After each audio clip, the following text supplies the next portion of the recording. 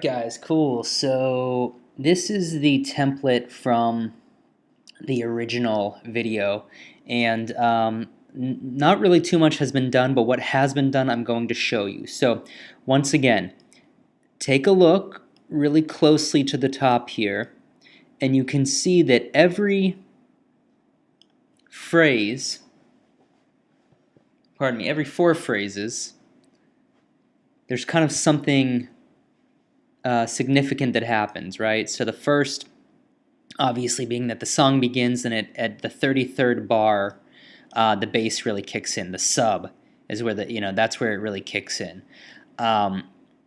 This at this point in the song, we're going to have things that start to open up and build, probably like, the acid line maybe becoming more present, or even probably more importantly and more common would be something down here like stabs or plucks or a synth, some sort of lead or kind of character-like melody starting to come in here. Won't be full on, obviously, right here. It's going to build as we get into the break. And we'll do that by automating the cutoff on synthesizers or automating the cutoff on something like Ableton's auto filter, something like that. So, okay, as we go along here, though, you can see that because this bar, which, by the way, to make this bar, I mean, all you do is, wherever it's at, you just click and drag it with these locators, and you can set it any way you like it. And all I did was, it was probably originally something like that, and all I did was stretch it out to 33, and that's how I know how to grid my tracks. That goes into the break, and then from the break we go into another kind of build up, a big break, and do two build ups, which the reason why I have two build up markers here is because one sort of starts to signify like the build, and then this is like the psychotic build where, like, the snare drums are really going, the snare roll is going crazy, everything is full on, the kick drum is coming back in, and we're about to just go insane into a drop. And then I believe the break in most trance music, and this is the way that I've done it here, is like usually half, which makes about sense, right? Yeah, so that usually about half, because when we drag this over, once again, that break is just to let the DJ who's going to be playing your music know that, like, hey, you might want to get ready because the song is getting ready to end. At this point, there won't be much going on in the track. It'll be kind of like this part over here, where you've got your drums, but you essentially just have your bass lines. Everything is kind of calmed down at this point, and we use this break area here to calm things down. This is where we justify and execute the calming down of kind of our synths and our vocals and things like that. And then obviously at the end of every track you have to have an outro, so at the very least, if the DJ didn't start to queue up a track here and press play on it, so that by the end of this bass section, the new song, the new track space is coming in on top of the outro of this track, at the very least you have at least one more giant section of four phrases to go ahead and bring your new track in. It's kind of a style choice too. It kind of depends on your style, it depends on what you want to do, and it depends on how well you know your tracks, and if you had to leave the DJ booth to go pee or something, it depends on a lot. So anyways, make sure you get these locators in, bass at 33, at 65 we have a break, at 98 we have a big break, at 114 we have a build, at 122 we have a build 2, at 130 we have a drop, at 162 we have a break, at 178 we have our bass lines, basically meaning the only thing that's left is our drum and our bass lines, and the outro are basically just like our intro. It's more or less just drums and maybe a little bit of bass lines in there, but they're automating and getting cut out of the mix for the most part. The general feeling is that things are really winding down and coming to an end. So make sure you get those tags in, because that's going to be very helpful. Make sure that you color code everything and make sure it lines up. Like my kick is bright red, my kick MIDI clips are bright red. My mid bass line is kind of a periwinkle. My mid bass line over here is a periwinkle. My sub is kind of a black charcoal. The sub MIDI clip is also charcoal. So let's go down the line and address the differences here. Aside from consolidation, which we talked about, that you can do, and I recommend you do, because now these are giant blocks that I can basically move around any way I like. But aside from that, whoops, I'm just screwing things all up. If we click on the arrow down here, you're going to see, obviously, the pattern that we talked about that's consolidated, that I was just moving around. But on this window down here, lower right, you click on that. All I did here was add a simpler, which is added under Instruments, Simpler. I just clicked and dragged that right there. No big deal. That's all I did. And after that, I went into my samples, which is usually on like your desktop or somewhere on your computer. And if you can't load, if it's not here, click on Add Folder, and you'll see that when you click on Add Folder, all kind of stuff comes up that allows you to search on your computer and find it. So, yeah, take your samples, drag them into your simpler, whether it be your kick samples, which remember we talked about you guys getting the S2 Music sound packs with your samples and your presets and all of that to make the music. So if you have a giant sample library, good for you, but it really doesn't take a giant sample library. What you need is the right samples. You don't need a ton of samples. You need the right ones. And it's amazing how if you just spent, like, I mean, I can remember it literally took me like a month. I didn't do much else other than just go at it for 8 hours a day and then come back the next day and come back the next day and just refine this template to the point where, like, my kick at first really didn't work well with my clap. And it was frustrating. I would spend 8 hours finding what kick and clap work well together. I would spend an entire day doing that. But now the beauty is they work so well together, and they're of such a common sound compared to other people's trance tracks that it'll fit well with other people's trance tracks in a mix. And the amount of work that I have to dig into and do during the mix down of a track is actually quite minimal. When you pick the right samples, you're spending a lot of time doing that, but you're saving yourself a ton of money in thinking that you need plugins that you don't really need, and thinking that you need to learn about every single knob and how to tweak it and turn it to get the perfect compressor setting or the perfect equalizer setting. It's not to say you don't need those things, you do, but just the work that needs to be done is much less at the end of the day if you just spend like a good, however long. For me it was a month. I found the perfect kick, I found the perfect hi-hats, the perfect claps, and things that really work well together. It took me about a month, but now the long-term work is really like negligible because I just spent a month really getting down to business. So, okay, same thing with the hi-hat. As you can see here, all I did was drag in Simpler, and I placed a hi-hat sample in there. That's all it is. I mean, it's super, super easy. Same thing with my 16th. Same thing with my clap. Let's see, reverse clap I think was a sample.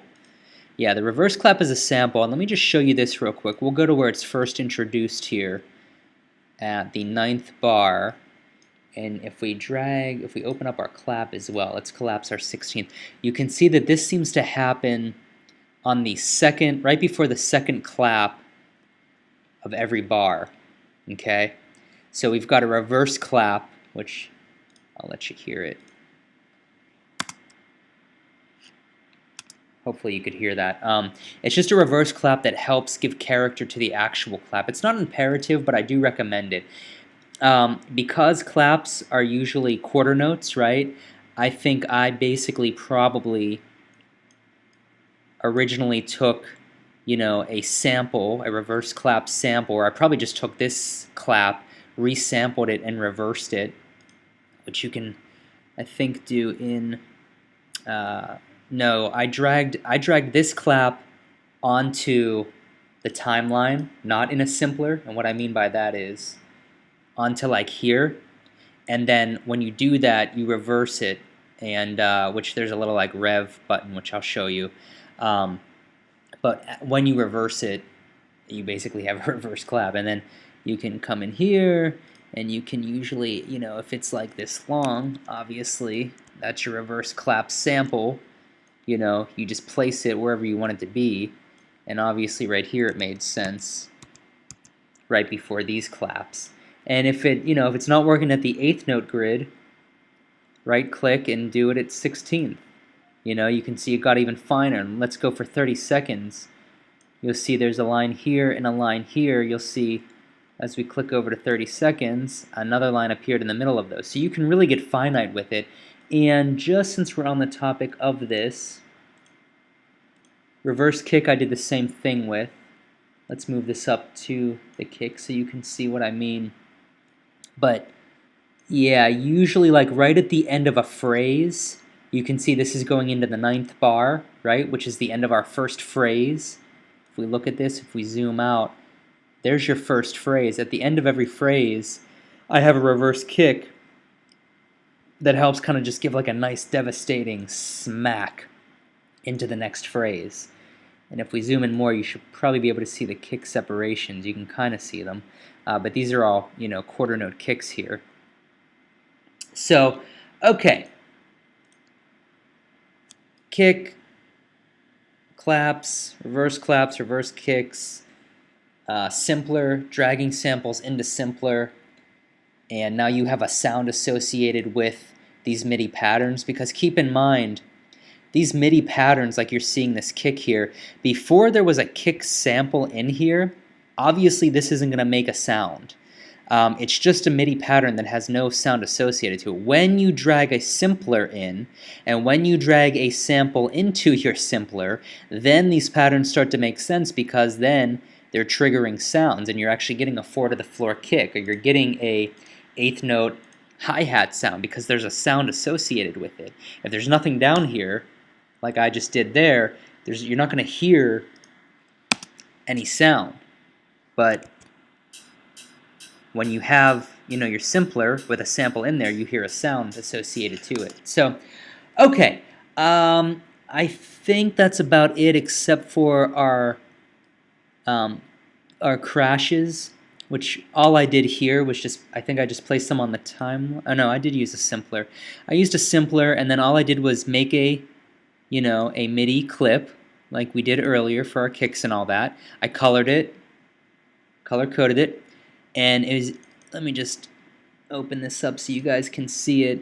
It looks like I just went for like one long bar note, but obviously a crash isn't going to last an entire bar, but you can just hear I did that actually for purposes of arrangement, which you can see how nicely they fit in per bar. First bar, there it is. Second bar, it's absent. Third bar, it's absent. But what I'm able to do now is at the beginning of every phrase, halfway through, and at the beginning of the next phrase, we can place these so that way we start to get a pattern. And then basically all I did, first one, click and drag so that this one and this one are highlighted. All I did, option, click, drag, place them over here. Zoom out, option, click, drag, maybe place them in our break. Or, probably more appropriately, drag them over to our drop, make sure they line up with the drop line, and there you go. Now we've got crash cymbals working, right? So, and then what I did there at the end of every 4 phrases, I added a reverse crash, which I probably did the same thing as I did with the reverse clap and the reverse kick. And what that is I went into samples, right? So if we go into like, let's go for like a kick. And okay, so that's fine, whatever. We just take that and place that on the timeline, and you can see right here there's a rev button. If you click that, it reverses, and you probably saw it happen. It reverses the kick. If we do it again, that's the regular kick. Let's solo it so you can hear it. If you reverse it, so that's all I did. And then probably what I did was drag in a simpler, right? Well, let's get rid of our kick so our simpler appears. drag in a simpler onto our timeline, which creates a new track, and we would probably name this like rev kick for reverse kick, and then just take this sample, drag it into your simpler, and then there you go. You've got your reverse kick, or in this case, a reverse crash going on, which, shame on me, I didn't name this. And then this one is sweep. Okay, so there you go. I'll shrink this up, and you can see it's just an accent, reverse crash into that. So if we solo these two, whoops.